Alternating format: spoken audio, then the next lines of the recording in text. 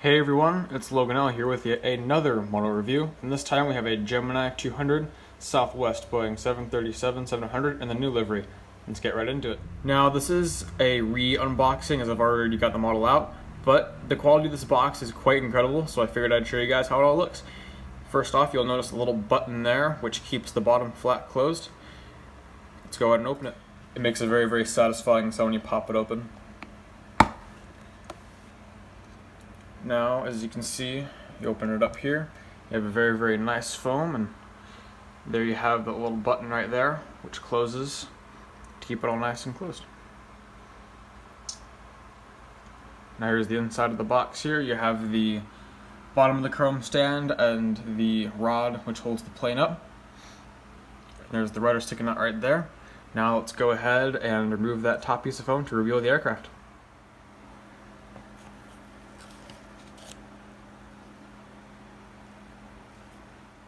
Now you can see the aircraft in the majority of its entirety. One thing that Gemini Jets features to protect the antennas even further, a very nice piece of plastic. It's very thin. It's kind of like a plastic paper, almost like wax paper, but just very smooth. They put that over the top to protect the antennas as well as other details. Now we can go ahead and remove the aircraft.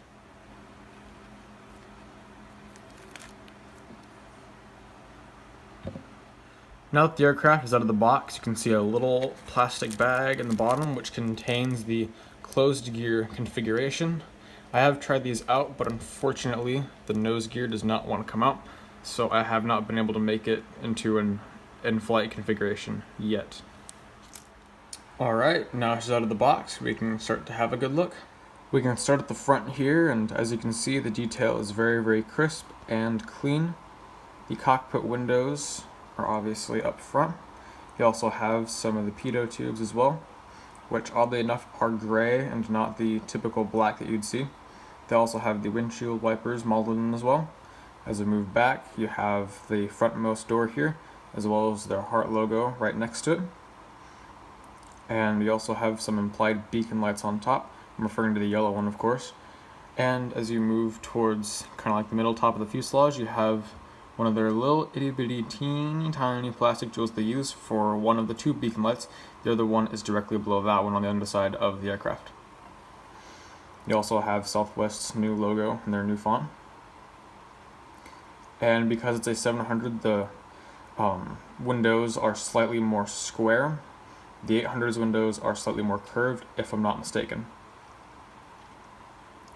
As we continue to move back, you have the engines, which are very finely detailed, and I did tap them, and they do appear to be die-cast. However, the cowling in the front is not metal, it is plastic.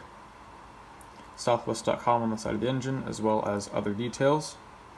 You have the inboard landing lights as well, and as well as the emergency exit paths, and fuel tank outlines as well. And you also have the very nice silver leading edge along the front.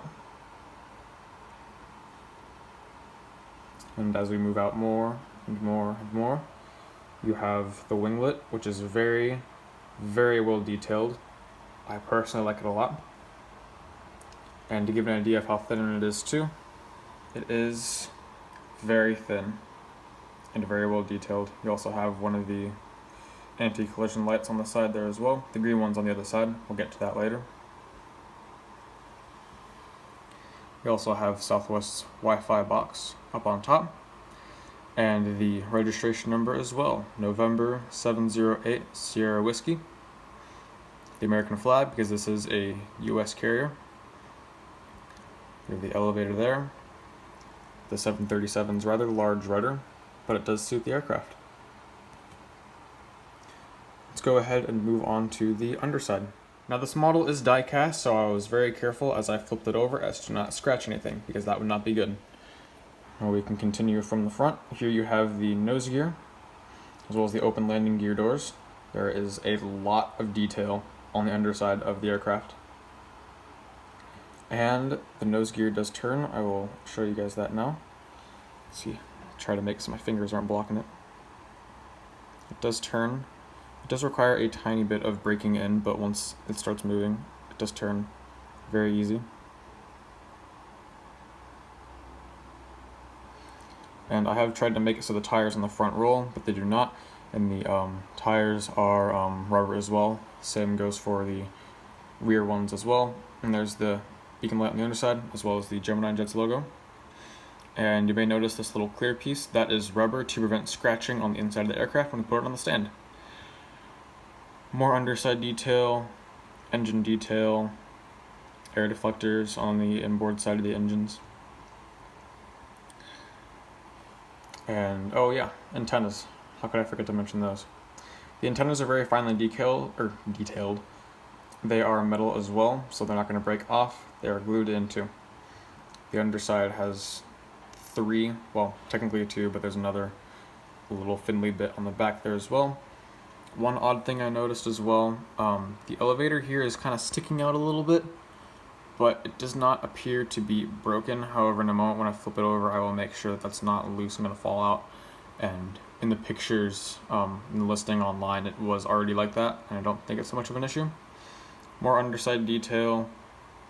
They're lighter red and darker yellow in their new livery as well as that like light gray in between. The undersides of the wings are also detailed, which is cool. There's that winglet again. Very, very well detailed, well printed, especially considering that part is very, very curved and small. It's good that they have that detail well made on there. It's funny how whenever you zoom in on an aircraft like this, you end up seeing all the little itty-bitty specks of dust you have on it from display. And I will also show you guys how the landing gear comes out. You simply slide it out. It is not magnetic. However, they do have a tiny piece of foam on one side of it to make sure it stays in, as well as that little rubber pad right there. I don't believe these are metal. They do, kind of hold them. They don't feel all that heavy, but I suppose I could tap it at some point. I'm not going to right now on camera though. And those just sitting there nice and snug. The tires do kind of turn, but at the same time they're regularly tight, and it's not really worth it trying to like break them in. One thing I noticed too, the tires, they kind of stick out from the metal hubs they're on, which isn't necessarily accurate to the actual thing, but it's no big deal at all really. The fact that they even have them on there in the first place is really cool. And you also have the heart on the bottom of it, because as Southwest says, without a heart, it's just a machine. Let's go ahead and flip it back over. We're at the back now, and here's the AP, which is very, very well modeled in. And you can kind of see the little speck of blue in the bottom right hand corner there. It's not entirely painted, but on first glance you can't even tell, and really that's all you need. The fact that they have that modeled in as well as they do is great. The rudder is a reasonable thickness considering it's die cast. I'll certainly take it. There are the elevators as well. There's that one loose one right there, which isn't even loose, it's just not quite in all the way. And here we have some wing detail as well. You have the flaps, spoilers, ailerons farther out, and all that. There's also a very, very tiny white light on the edge of the winglet right there too. It's on the other side. I wonder if it's more noticeable here. Yeah, you can kind of see it sticking out for where to focus. Maybe? There we go. Yeah, a little white speck right there is another light. And the winglets are actually a lot thinner than they look. The paint just makes it look thick. All the details are the same on the other side, but I will show you anyways. It's turned around now, and I will do a simple pan from front to back. First, let's turn it so it's in the light more.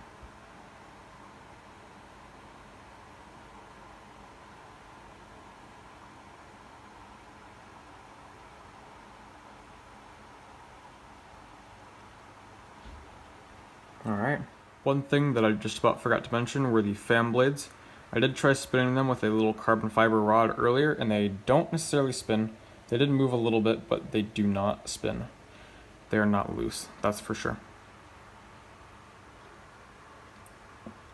Now that we've basically gone through the entire thing, I will include some very, very highly detailed photos of it.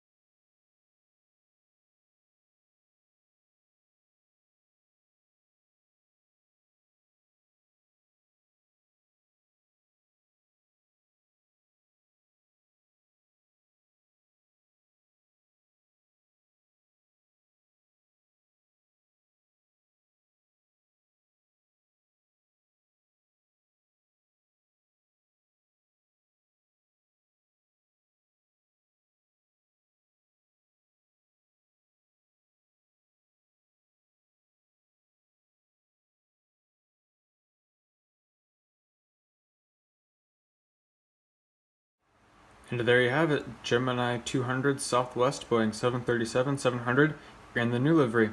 Thanks for watching and stay tuned for more.